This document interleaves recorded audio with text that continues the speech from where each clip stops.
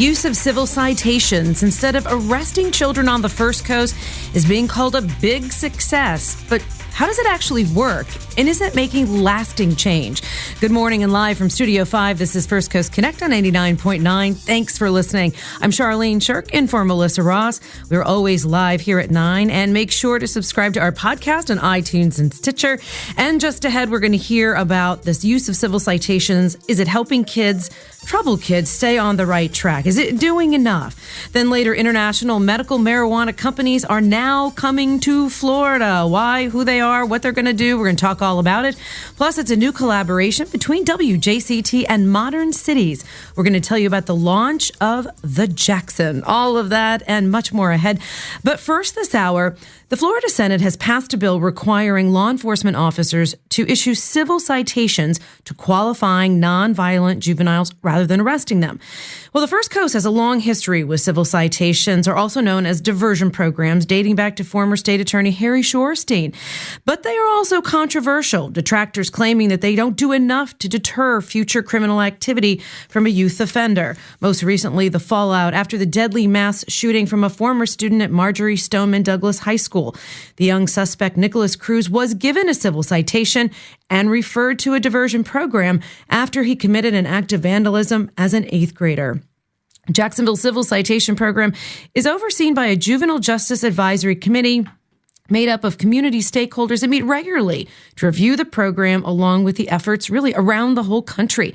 So joining us this morning to walk us through the process, its progress, and its future are Laura Lambert, Juvenile Director of the 4th District State Attorney's Office. Thank you so much for being here. Thank you so much, Charlene. And Kim Sirdevan, President and CEO of the Youth Crisis Center, one of the diversion programs that provides services to young people who receive a civil citation. The number to call if you'd like to be part of this conversation is 549-2937, 549-2937. So, Laura, I'd like to start with you a little bit, if that's okay. Let's talk about the program itself, the history, why it was implemented. I mentioned that I've been a reporter in this town for a long time. I remember Harry Shorstein, a big proponent of the program. Then Angela Corey came in, I like some of these parts of the program. I'm not a big fan of these parts of the program, so it kind of became a little bit controversial. And now with the new administration, we're full on, we're committed, we're actually being looked at as a model for the state. That's exactly right, Charlene. We're very excited about where our civil citation program currently stands here for the First Coast and, frankly, around the state. In May of 2017, 22 stakeholders in our community, law enforcement, service providers, the court, the state attorney, the public defender, came together because everybody felt like we wanted to see some uniformity in the way that civil citation was being utilized. Law enforcement wanted more tools in their tool belt.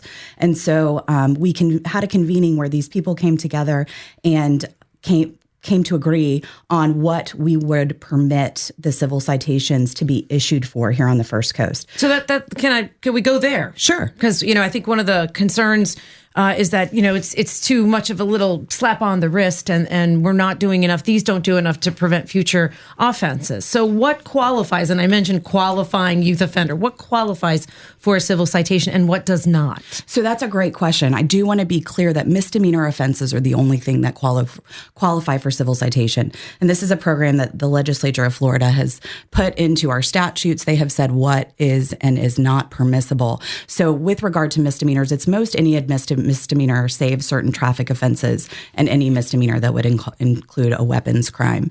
So these are what we see in our community are petty thefts, trespassing, resisting without violence, some simple battery. So those are really the things that misdemeanor possession of marijuana, those are the things that predominantly law enforcement has decided that they want to write civil citation for. And what age range are we looking at? So civil citation is under 18. Okay. So that is who would qualify for this program. And law enforcement really, what the state attorney's office did in this MOU was we really took ourselves out of the process. We firmly believe that law enforcement are the best situated on the ground to make the determination for what is the best course of action for these kids.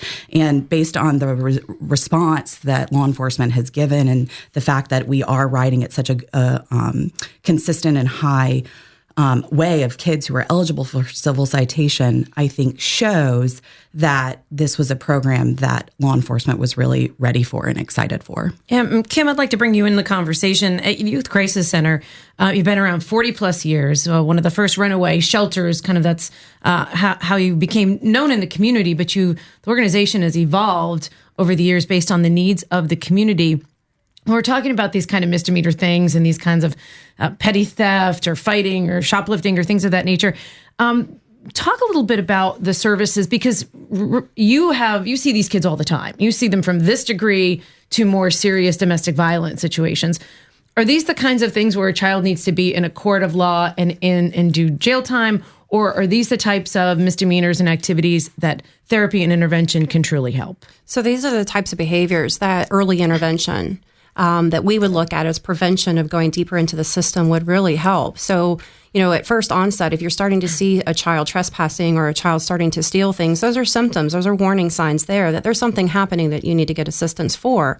And so, with Youth Crisis Center services, both outpatient and with residential short-term services, it's an early intervention to prevent them from going deeper into the system. And so for a child to be criminalized and go into the juvenile detention center is very significant. It's a lot of trauma is exposed to that child of other type of criminal, behaviors and things of the nature. So being able to have them sit down with a therapist and talk about what led that child to commit that act. And our residential program is being piloted right now around the state of offering residential services for kids that are being issued a civil citation for domestic violence. And a lot of these domestic violent issues are occurring over cell phones or food or very petty things that end up having an argument with their family that gets out of control. And so really trying to bring the child in, talk with them about opportunities for coping skills, but also bring the family in to talk about this. It's a family issue that's occurring when it happens with domestic violence. And so we're able to then prevent that child from going deeper into the system. So it's an early intervention opportunity. There's nothing worse than seeing a child in a Department of Corrections jumpsuit and handcuffed. I've covered it for years, and there's just nothing more heartbreaking than to see that. And Kim, I want to go back to it real quickly. When you said some of the domestic violence issues, I think when we think domestic violence, we think, father, mother, an adult in the home. But there are times where the child becomes the perpetrator as part of their acting out. And you mentioned cell phones and food. What do you mean by that? So if you have a child that is wanting something and their parent is trying to take something from them, that child's needs are not being met. It's kind of a temper tantrum, if you will, but it gets a little out of control. And so we have kids that are, wanting to go to the fridge and take something out to eat, and the parents saying, no, we're not able to have this meal at this time or this thing. And it could be because there is low income issues in the home. And so they're getting into arguments over this, or, cell phones, wanting to have their phone, and the parents are asking them to get off their phone, or gaming systems. So it's just your typical sort of youth and teenage issues that are occurring that gets out of control. It starts with yelling, and then that yell gets into a fight, and then that fight gets out of control. And then the child, the parent calls the officer, the child then could be arrested or could be issued a civil citation. And so when you really hear the stories that our therapists hear, it's things that could be prevented. And so we're offering an opportunity to share that with the family of here are some coping skills so it doesn't get out of control the next time. Because sometimes the family becomes traumatized that the child is the behavioral issue. There's something wrong with the child, and then there may be other siblings in the home, and that creates, you mentioned, a very traumatic environment. So it's good to get the whole family involved. Laura, let me ask you this: when a child receives a civil citation, walk us through the process. Okay, what happens now? Am I a parent and I get that call that the child's been taken to the police department? Do I get something in the mail? How does it work? And then how does an organization like YCC, and there are others also involved in the civil citation program, to intervene and provide services? Can you walk us through it? Absolutely. So one of the things that civil citation really does well is it provides swift accountability and swift consequences for our youth. And so when a youth receives a civil citation, the officer on the ground writes them kind of like a ticket. It's a uniform civil citation that we have here in the Fourth Circuit. And that ticket goes to teen court. Teen court is run by the clerk of court here in Duval County. Clay County and Nassau County also have teen courts. And there is a teen court administrator who runs the program and is really the one who's on the ground engaging with these kids. They have case managers. They provide the services. So once the ticket is received, I think an important thing to note is the youth has to admit guilt, which I think is an important part of this process. It's providing immediate accountability of what they did. Then teen court reaches out to the family and brings them in within 3 days. So usually it's a very quick process. I think those of us who have children know the longer you wait from the time of the behavior, the less effective the punishment can be. And so here you're getting immediate repercussions for actions, but also addressing, like Kim was highlighting, what are other services? What are the underlying needs that these children have? What is causing this behavior? And I think the research is great in this, and people who may believe that this isn't stringent enough, I think what I would say to them is the research shows that our recidivism rate, which means kids who in the next year to 2 years pick up a new charge, is at about 4%. So of the youth who go through the civil citation program, receive services, and complete that program, we're only seeing about 4% of them coming back in the system, which is a really great thing because what it shows is we're addressing through services these underlying issues that could be causing the criminal behavior. And you obviously need community support for these programs to work. We've got Sam on the line from the Beaches. Sam, you want to share a story about you're part of this neighborhood accountability program? Yes, I am. I am a part of the Neighborhood Accountability Review Board, along with former Mayor Harriet Pruitt and some concerned citizens. And we get together and we moderate these programs. And what we found is that a lot of these children under the age of 18 are really good students, but then they make teenage silly mistakes. But we do not want their future to be marred by a criminal record. And what we found is that it really has been working. And when they come back for the final review, they really show some remorse. And we don't have that recidivism within the system. And my concern is to keep them in the classroom because we want them to be educated. That's the primary reason I'm running for the school board, is because we're concerned about the education of these students. And I think with this system, it has been working and it's good for the students. My concern is, are we going to expand the program? That would be my question. All right. Great question. And Sam, good luck on that school board election. We appreciate you being a part of the community. So let's talk about that. How do we grow that program? All eyes are on us right now. And a bill just passed for the state of Florida to provide civil citation opportunities to law enforcement across the state. So I think we're doing a great job in enacting this program. I know I cannot compliment law enforcement enough on being engaged on the ground. I mean, Sheriff Williams has regular meetings with his staff to say, are there missed opportunities, places where youth should have received a civil citation and they didn't? So I think addressing ongoing training will only increase our civil citation numbers.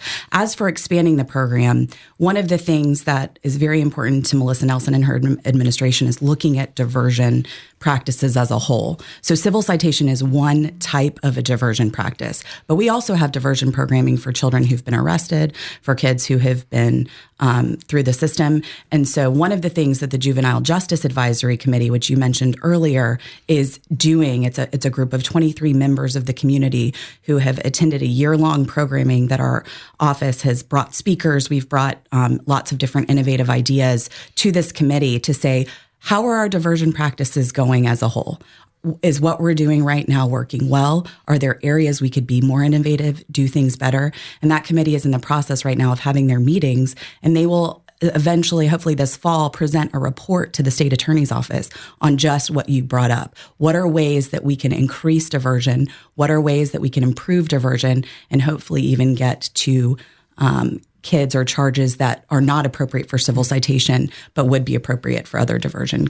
And Kim, as being a partner with this program and really administering some of the intervention and the counseling, how do you contribute to those questions? What's working, what's not working? And Sam brought up a question. I think that was a big issue. Like, kids are getting detention or they're getting expelled, and great, now they're sitting at home or they're running the streets. They're not being educated. They're not interacting with their peers, and they're not getting counseling. So these poor kids really have nowhere to go with this. So, Kim, are you able to provide services to keep them within the education system? And what feedback are you able to provide to say, hey, what's working, what's not, and where do we have to grow our intervention opportunities? So we have continued to partner with Teen Court, and that, my understanding, is going very well, where we're partnering, we're communicating, we're providing referral sources and collaboration on what we have learned from the situation, whether it's the child or the family, of what we feel, too, is best for that family once we have done therapy. And so being able to sit down with Teen Court and collaborate on referral opportunities, whether it's to YCC or to another partner in the community, I think is huge, and really treating the family as a whole, because when a child is in trouble, it does affect the family, whether they think that is the case or not. Being able to now measure what is going to lead a child to further perpetrate. YCC is getting ready to pilot the rollout of a tool that's called the Adolescent Domestic Battery Typology Tool. And that is in the state where we're able to look at treatment options for this individual while they're in our program, and then also, again, offer opportunities for referrals based on the typology tool, that is to say whether or not this child will perpetrate in the future for domestic violence in particular. So I think that there's a lot of successes. In terms of education, while the child is with us in residential, we do partner with Duval County Public Schools, and we have 4 educators on our campus that are providing academic instruction while the child is with us. So they are not missing class. They get grades. If they're testing for FSAs, we do testing for FSA. And as far as the outpatient sector, if the child is being referred to us for non-residential services, we will make sure that that child is in school. We want to make sure that that child is receiving the opportunity to be educated and have testing and so forth. And so we partner with the school system in that regard.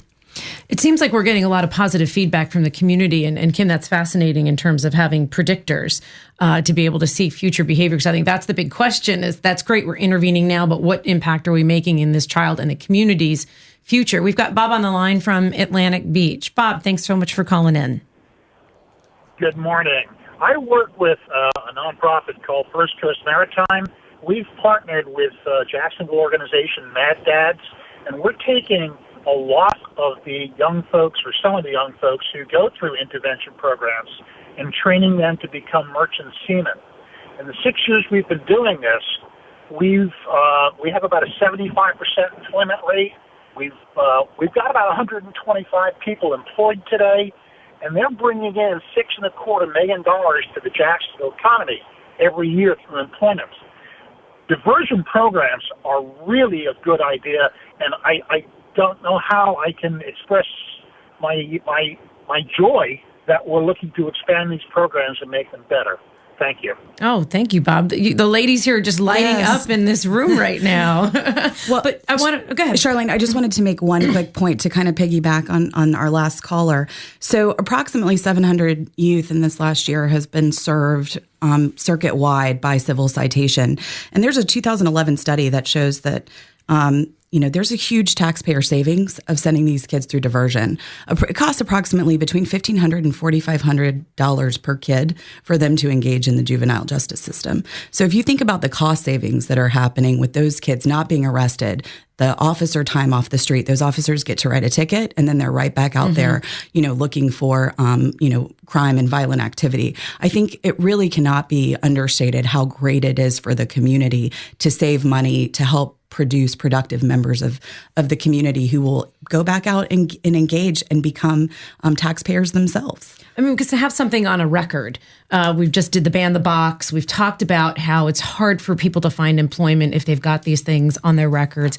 I do want to go, I do want to talk about the Parkland, the shooting situation, because I think that the people who are opposed to this program, this became all the talk of the town when it was discovered or shared that Nicholas Cruz, the suspect, he had apparently committed some vandalism in 8th grade. He had been given a civil citation. He had been directed to a program called the Promise program. So a lot of folks were talking about saying, well, if he had been arrested at that time, then he wouldn't have been able to get a gun and we could have prevented this mass shooting. So I think all the folks that really do want to wrap their arms around diversion programs, I think this is their deep, dark fear, that if we don't intervene in a much harsher way at some point, that this could be something that occurs. Kim, you have really been following this story and the developments because of the mental health component. And at YCC, you offer mental health services in addition to other services. Can you give us a little bit walk us through what happened in this situation, if you will, and why this diversion, the civil citation, really didn't apply to the needs of this young man to begin with? This young man suffered tremendous trauma and mental health issues at a very early age. And I think that there were so many things that were broken and there were so many gaps in his care that the system really did not help this child and this young man, where once he lost his mom, he never continued his services. He never completed the civil citation program. And so when you are not tracking this child from early ages, and it indicated that he had some behavioral outbursts in preschool, those are things that you need to start monitoring and paying attention to and ensuring that he continues in the services. So this young man had some deep, dark, issues that occurred very early that continued to exacerbate as he grew older. And so giving him at that time the civil citation was warranted because of the behavior that happened. So the linkage of him having some vandalism was the appropriate measure in terms of the civil citation, but looking at him as a whole, it was not, in terms of being able to say that this child was growing up with the proper services so that potentially that would not have occurred. So the linkage of him being able to purchase a weapon did not match what was given into the civil citation because of what he was arrested for, or not arrested for, rather.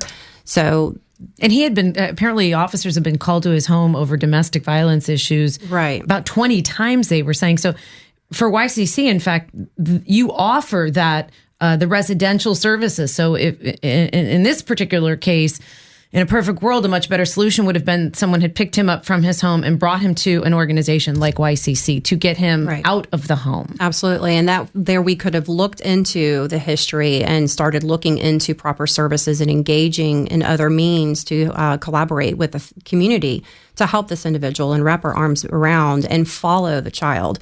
Because there were some gaps with that. No one was following, no one was tracking, and no one made sure he did not complete the program. So that's an indicator there. If you're not completing the civil citation program, then there needs to be a deeper look into what would have helped, why did you not, and what's the next step. Yeah, because the findings of the commission were that the diversion program had no role in this and could not have prevented what he did.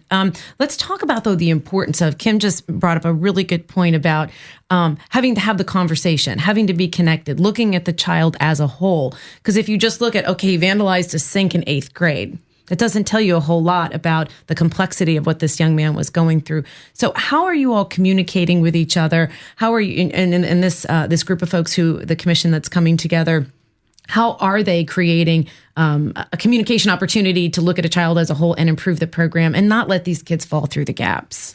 I mean, that's a great question. I think a continuum of care for our kids is so important. And so, for example, a kid who comes through a civil citation program, if the director of teen court, Stacey Peterson, feels like that kid is not engaged, that kid has deeper seated issues, she'll pick up the phone and call me and say, hey, I think this kid may be better suited for your office if they've not completed the program, things like that. Additionally, I think it's really important for us to have ongoing conversation with the schools. I know in Duval County, we're looking at increasing our full service plus school models. So essentially that's having a social worker, mental health people on site at the school. I think that communication is a huge barrier, or has been historically, in the way a lot of our organizations have operated. And so sharing the results of assessment, sharing the results of different behavioral issues that are seen in the school so that we can get a fuller picture is very important. And right now we have really good relationships with the school. One of the members, a person who works for Duval County, is on our advisory committee. So we have good communication and conversations about kids that are engaged there. But I also think we can do better. And I know that's something that the Kids Hope Alliance is really involved in, is the intervention and prevention side of things, really identifying these kids at an early age and making sure we are loading them up with what it is that they need at that time so we can prevent a situation like we saw in Parkland. And with YCC, we lowered our age that we're serving children now to 3. Because we really found that, as you're starting to enter into preschool years, you're starting to see some behaviors that parents are just like, is this typical preschool activity? Is there something that has happened biologically, genetics? How can I help?